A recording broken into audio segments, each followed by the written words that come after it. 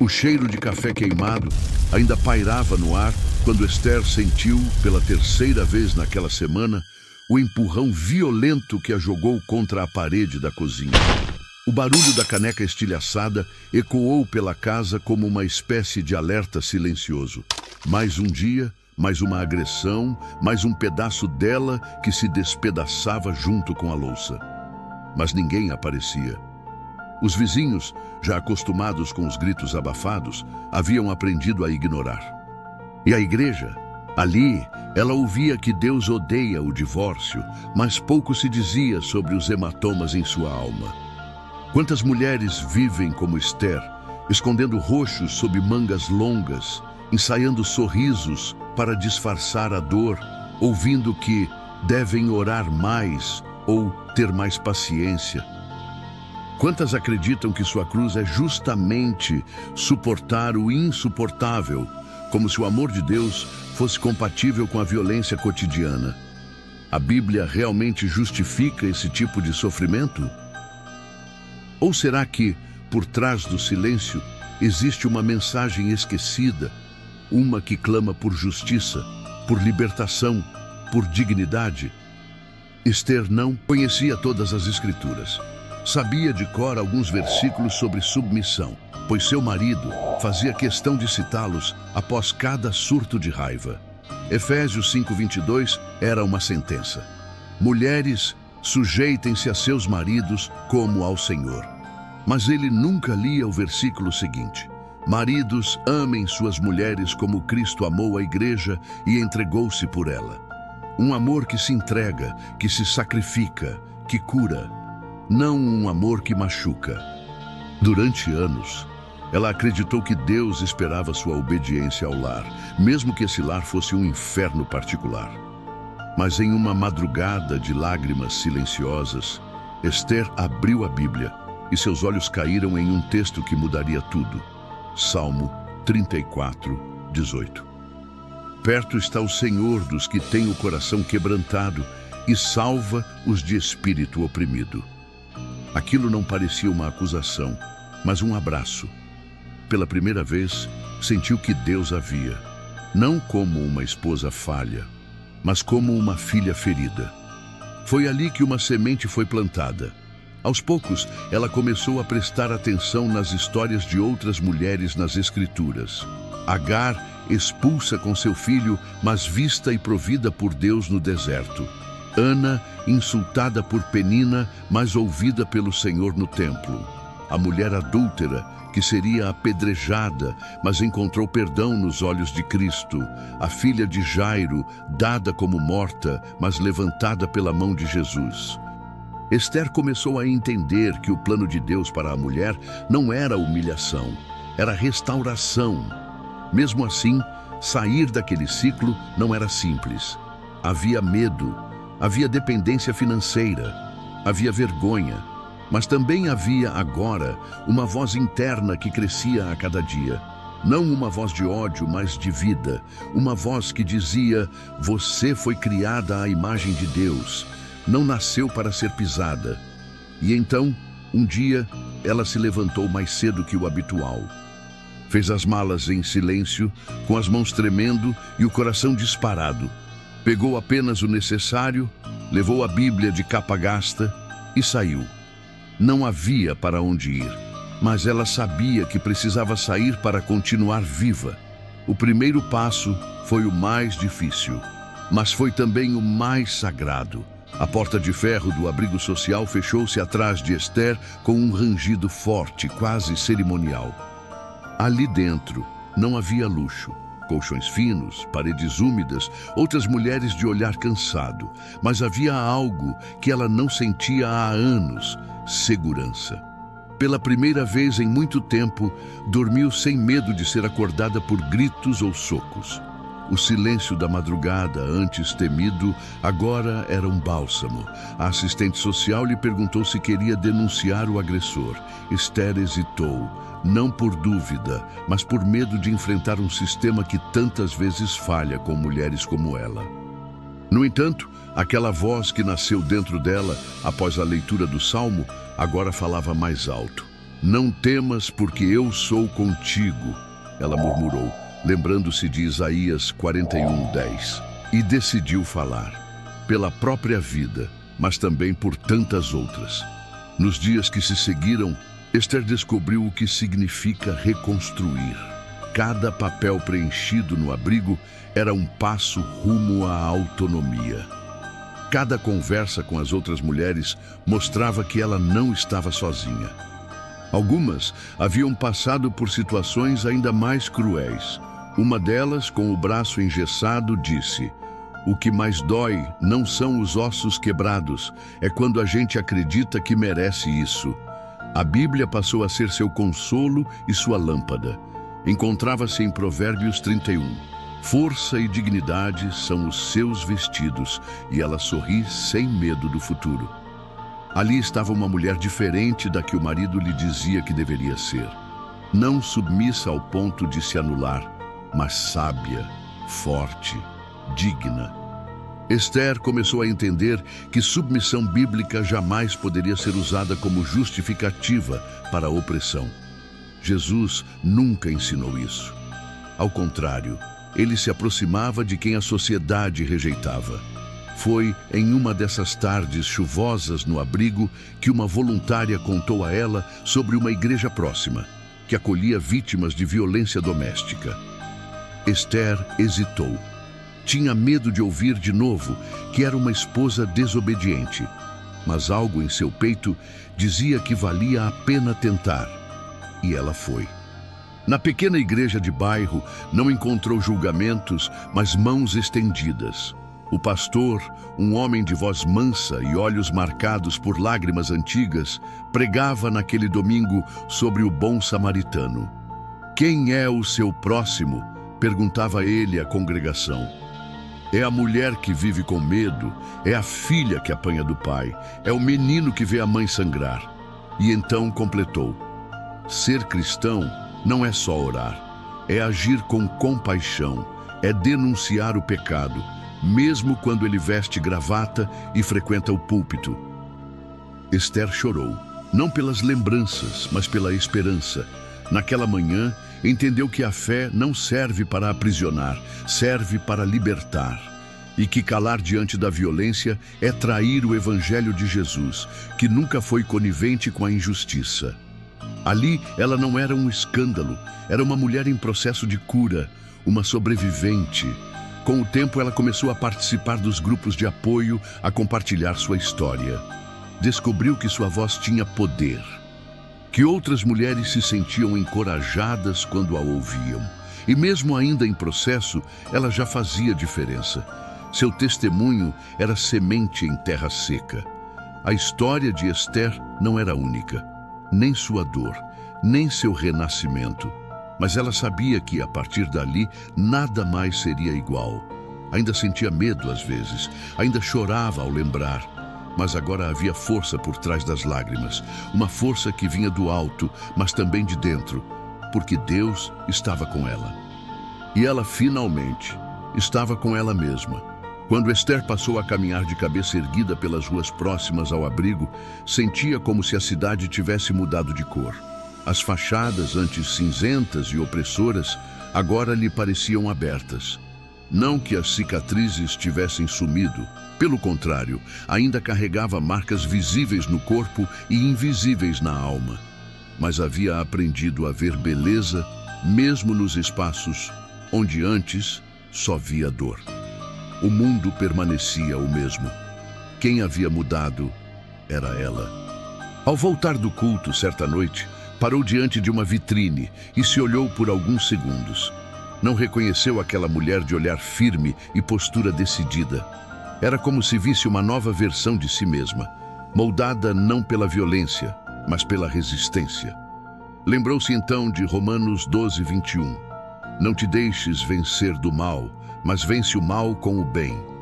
E pensou, o bem começa quando eu deixo de me odiar. A rotina no abrigo se tornara menos pesada. As outras mulheres passaram a chamá-la de "a que hora bonito", não porque fazia discursos longos, mas porque suas palavras vinham de dentro. Um dia, uma delas, chamada Rebeca, aproximou-se com lágrimas nos olhos e disse: "Você me fez voltar a falar com Deus." Ester não soube o que dizer, apenas a abraçou, e naquele abraço ambas entenderam que estavam vivas. E isso já era um milagre.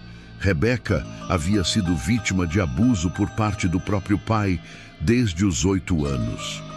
Mais tarde, casou-se com um homem que a tratava como posse, que a trancava em casa e a chamava de nada quando ela falava demais.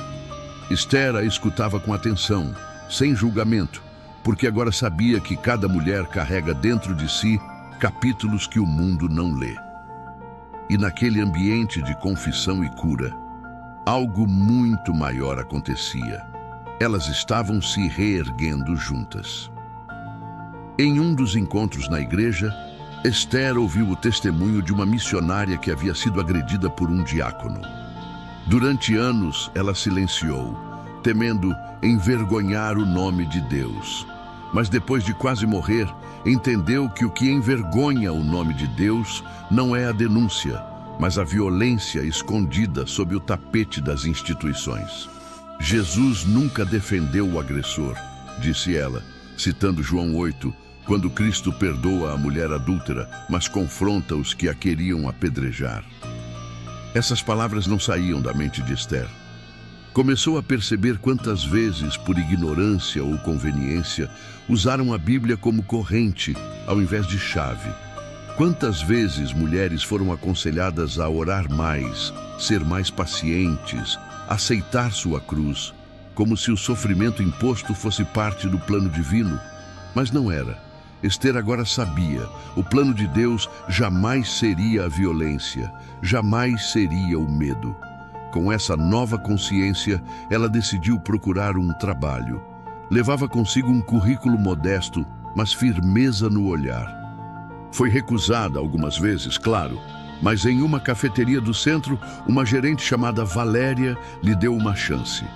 "Gosto de gente que quer recomeçar", disse.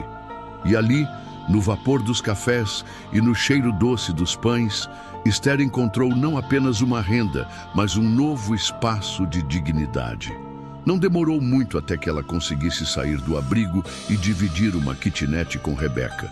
Era pequena, com móveis doados e panelas amassadas, mas ali havia algo que palácios muitas vezes não têm: paz. As duas criaram uma rotina simples. Ester trabalhava pela manhã, Rebeca fazia um curso à tarde, à noite liam juntas trechos das Escrituras e trocavam histórias. E, acima de tudo, se lembravam todos os dias de que estavam vivas e livres. Em um domingo à tarde, enquanto lavavam roupa na área comum do prédio, Rebeca contou que havia sonhado com uma escada muito alta, iluminada por velas. Ela subia com dificuldade, mas cada degrau era uma palavra de fé que Ester havia dito. No topo, havia uma porta aberta. Ester sorriu e respondeu: "Esse é o céu se abrindo para quem não desiste." Elas sabiam que os desafios não tinham terminado. Ainda havia noites de medo, ainda havia olhares desconfiados, ainda havia a constante luta contra as memórias que às vezes surgiam do nada. Mas agora elas tinham a si mesmas e tinham a certeza de que Deus estava com elas em cada passo, em cada degrau, em cada lágrima. A fé de Ester, antes abafada por anos de violência, agora brilhava como uma lamparina protegida pelas mãos do próprio Senhor. Ela havia aprendido que o evangelho verdadeiro não é passivo.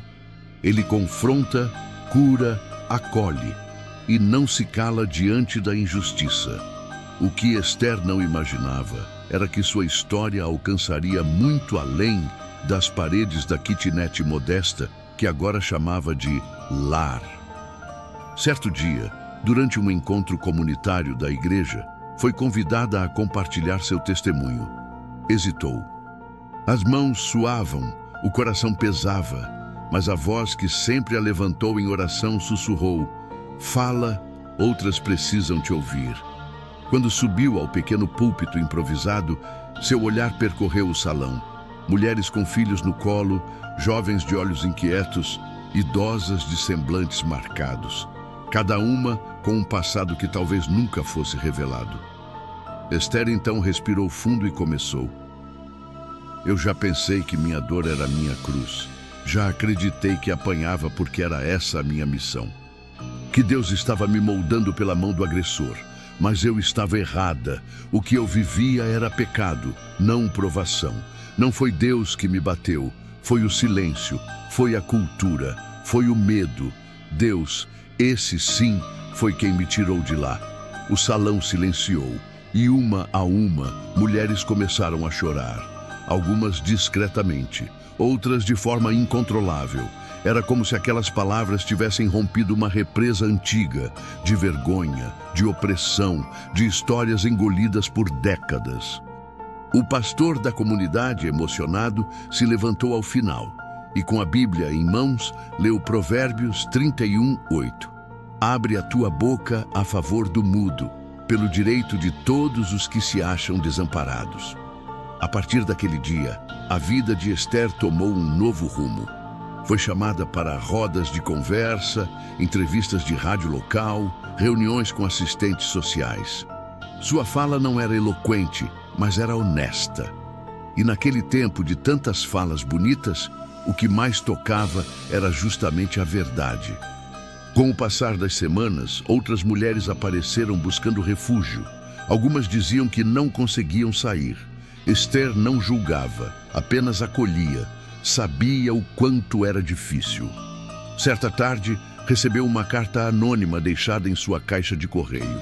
Dizia: você me salvou e nem sabe. Um dia ainda vou ter coragem de fazer o que você fez. Esther leu, apertando o papel contra o peito. Não precisava saber o nome. Sabia o sentimento. E aquilo bastava.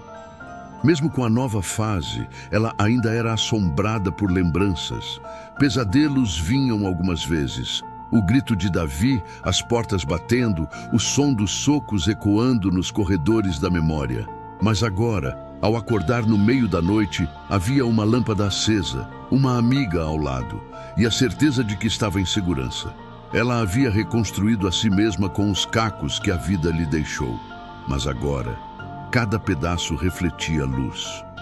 Certa noite, numa conversa com Rebeca, lembrou-se de Gênesis 16:13, a passagem de Hagar, a escrava que fugia da violência de sua senhora. Quando Deus aparece a ela no deserto, Hagar o chama de El Roi, que significa o Deus que me vê. Esther repetiu esse nome várias vezes em voz baixa. Ele me viu, sussurrou. Me viu quando ninguém mais enxergava.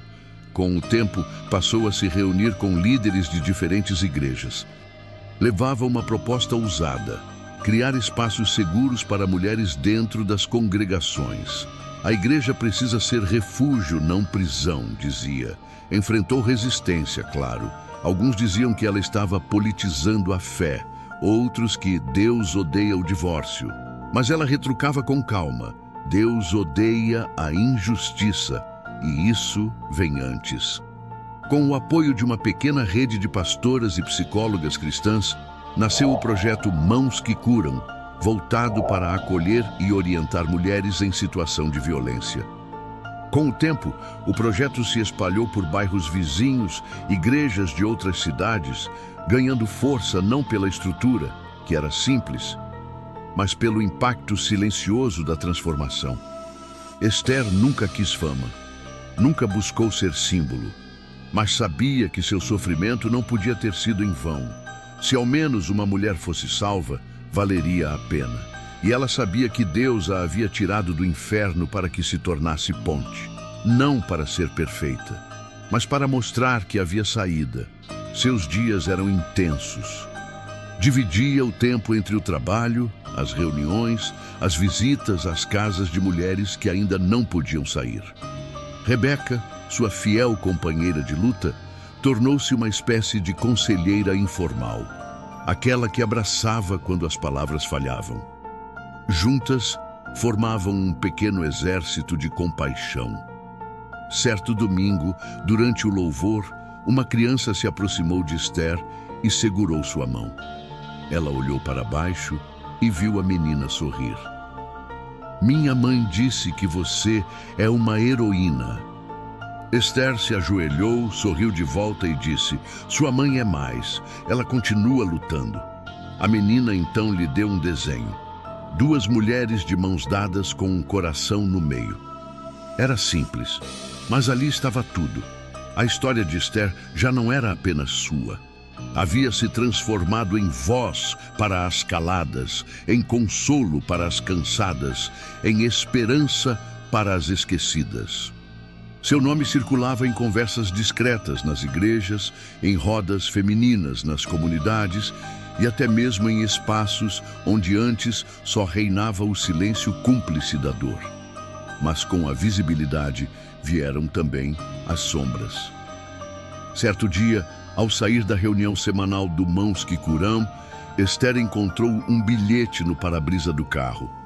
Você devia ter ficado calada. Fé não é palco.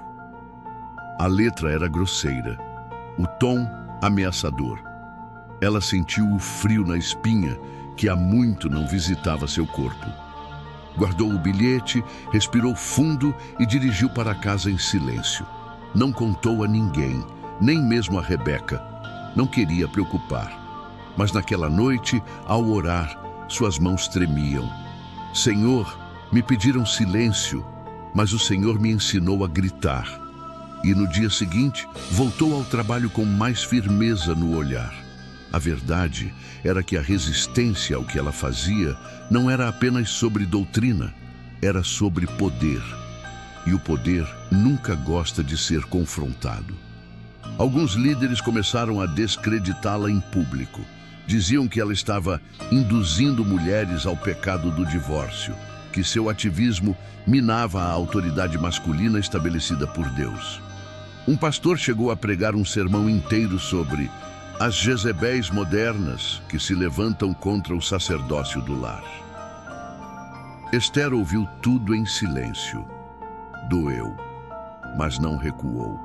Em resposta, preparou uma reunião com versículos bíblicos cuidadosamente escolhidos. Releu histórias de mulheres como Abigail, que agiu contra a imprudência do marido e foi exaltada por Deus. 1 Samuel 25. Lembrou de Mical, que confrontou a arrogância de Davi. 2 Samuel 6. E destacou o papel de Débora, juíza e profetisa, que liderou Israel com sabedoria. A Bíblia dizia, não era inimiga das mulheres, mas sua arma de libertação. Naquela reunião estavam presentes cerca de 20 pessoas, entre mulheres, pastoras e um ou outro homem corajoso. A energia no ambiente era tensa, mas ao final da apresentação, uma pastora idosa se levantou e disse com lágrimas nos olhos: esperei 40 anos para ouvir isso dentro de uma igreja. Aquilo selou algo dentro de Esther. Ela sabia. Não havia mais volta. Nos meses seguintes, o projeto se expandiu para outras cidades. Criaram pequenos núcleos de apoio, formaram conselheiras, organizaram retiros para cura emocional e espiritual. As mulheres que antes se escondiam, agora falavam. Algumas, ainda com medo, outras com raiva. Todas com marcas, físicas ou invisíveis, que precisavam de tempo para cicatrizar. Em um desses encontros, uma mulher chamada Lúcia compartilhou algo que marcou Esther profundamente. Lúcia havia vivido 27 anos com um marido abusivo, crente fervoroso, diácono da igreja. Sofreu calada até que ouviu uma fala de Esther por um vídeo repassado em um grupo de oração. Naquela noite, diz ela, pela primeira vez, senti que Deus estava ouvindo meu grito. Lúcia saiu de casa no dia seguinte. Deixou tudo, casa, móveis, certidão de casamento, mas carregava consigo a Bíblia e a voz de Esther ecoando em sua mente. Hoje, era uma das coordenadoras do núcleo de apoio na cidade vizinha. E quando falava, olhava nos olhos das mulheres e dizia: você não está pecando, você está vivendo. Com o crescimento do projeto, Esther começou a ser convidada para eventos maiores, seminários nacionais, entrevistas em canais religiosos independentes. Nunca gostou de câmeras, mas entendia o alcance da mensagem. A cada microfone que segurava, lembrava do dia em que estava caída no chão da cozinha, coberta de sangue, e pensava que ninguém viria. Agora, ela era aquela que chegava, mas a rotina cobrava seu preço. Certa madrugada, Esther acordou com dores fortes no peito. Foi levada ao hospital, diagnosticada com exaustão e ansiedade. O médico recomendou pausa. Rebeca, sempre ao lado, foi firme. Agora você precisa cuidar de si como cuida das outras. E assim, por um tempo, Esther se recolheu. Mas não parou de escrever. Produziu cartas, devocionais, reflexões, textos simples, profundos, vindos do lugar onde morava sua fé. A dor transformada em amor. Durante essa pausa, algo surpreendente aconteceu. Um jovem pastor da mesma denominação de Davi, seu ex-marido, escreveu uma carta pública pedindo perdão em nome da igreja que se calou diante do sofrimento de tantas mulheres. Disse que havia aprendido com Esther a diferença entre submissão e opressão. Disse que se ela fosse uma voz solitária, ainda assim estaria certa. Esther chorou ao ler, não de mágoa, mas de alívio. Algo estava mudando, lentamente, dolorosamente, mas mudando. Anos haviam se passado desde o primeiro dia em que Esther teve coragem de sair pela porta com o rosto machucado e o coração estraçalhado. Hoje, ela caminhava com a cabeça erguida, os olhos firmes e uma multidão invisível ao seu redor, composta por todas as mulheres que, por sua causa, não desistiram. O Centro de Apoio Raízes de Esther agora era um instituto reconhecido em vários estados. Tinha uma estrutura sólida, apoio jurídico, psicológico e espiritual, tudo baseado no acolhimento sem julgamentos. Os grupos se reuniam semanalmente, com leituras bíblicas e reflexões que colocavam a dignidade humana acima de qualquer estrutura religiosa que tentasse silenciar o sofrimento em nome da aparência. Esther já não era apenas uma sobrevivente, era referência, não por fama ou vaidade, mas por coerência. Nunca enriqueceu com o trabalho, pelo contrário, doou tudo o que podia. Não aceitava convites de espaços onde o discurso era manipulado para abafar denúncias e recusava condecorações que vinham de instituições que nada faziam pelas mulheres nos bastidores. Ela havia entendido que sua missão não era ser celebrada, mas ser semente. E como toda semente, morrer para dar fruto fazia parte do caminho. Em uma manhã de sábado, durante uma palestra em um congresso voltado para líderes cristãs, Esther subiu ao palco com um vestido simples e uma Bíblia marcada por anos de uso. Começou falando do silêncio, depois da culpa, depois da vergonha e, por fim, da libertação. Sua fala era serena, mas cortante. Cada palavra parecia arrancar o véu da opressão. Lá no fundo da plateia, uma jovem com olhos marejados se levantou e gritou: "Você salvou minha vida!" Esther parou, sorriu e respondeu: "Foi Deus. Eu só fui à porta destrancada." A comoção tomou conta da sala e por longos minutos ninguém conseguiu dizer nada.